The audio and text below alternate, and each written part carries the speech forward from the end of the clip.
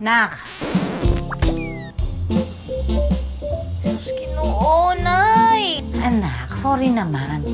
Anong oras at nagluluto ka pa? Nay, ginulat mo po talaga ako. Ang bilis ng tibok ng puso ko.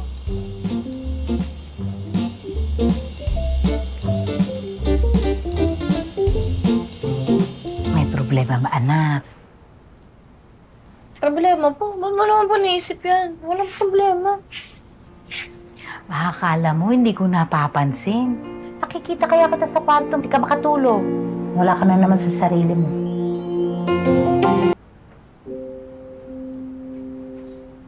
May problema ba, anak? Problema po? Ba't mo naman po naisip yan? Walang problema. Baka akala mo hindi ko napapansin. Nakikita kaya kita sa kwarto, hindi ka makatulog. Wala ka na naman sa sarili mo. Ako po? Wala sa sarili? Hindi, oh. Tata, sige na. Sabihin mo na yung totoo. Alam mo naman pagdating sa'yo, kayang-kaya kong resbakan lahat ng mga yan.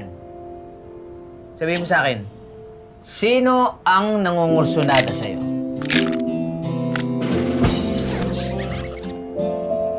Kuya, wala ka pong kailangan resbakan kasi okay lang ako.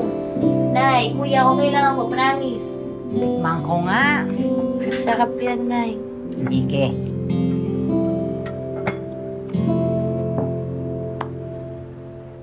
Oh, Ano ba yan, anak? Bakit? Ano na yung tubig? Ala,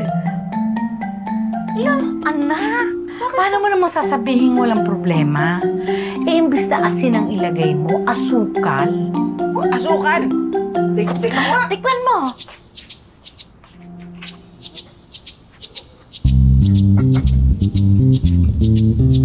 patikim ako.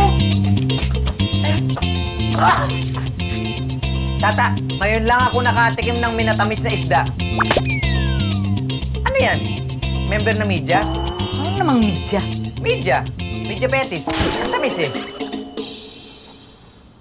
Titikman ko po, Tikman mo. Pinagtitripan niyo ako eh. Sige. Sarap-sarap nito. Ang oras ko ito niluto. Oh.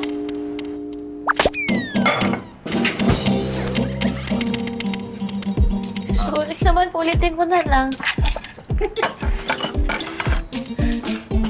Anak, alam mo, itigil mo muna yan. Kausapin mo ko. Ano bang problema? Anak, alam mo, itigil mo muna yan. Kausapin mo ko. Ano bang problema? Sige. Makikinig kami. Kwento mo lang. Promise, di ka po magagalit. Nanay mo ako. Maiintindihan ko lahat. Totoo po, Oo. Hindi ka mangakit sa akon? Hindi.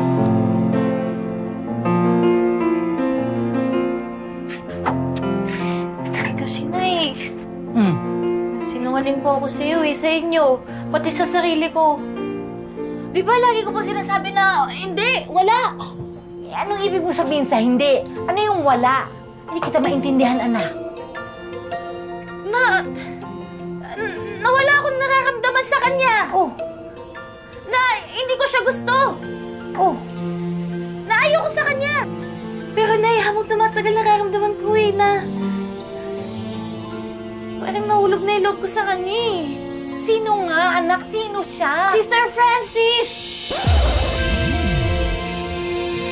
Oh, anak.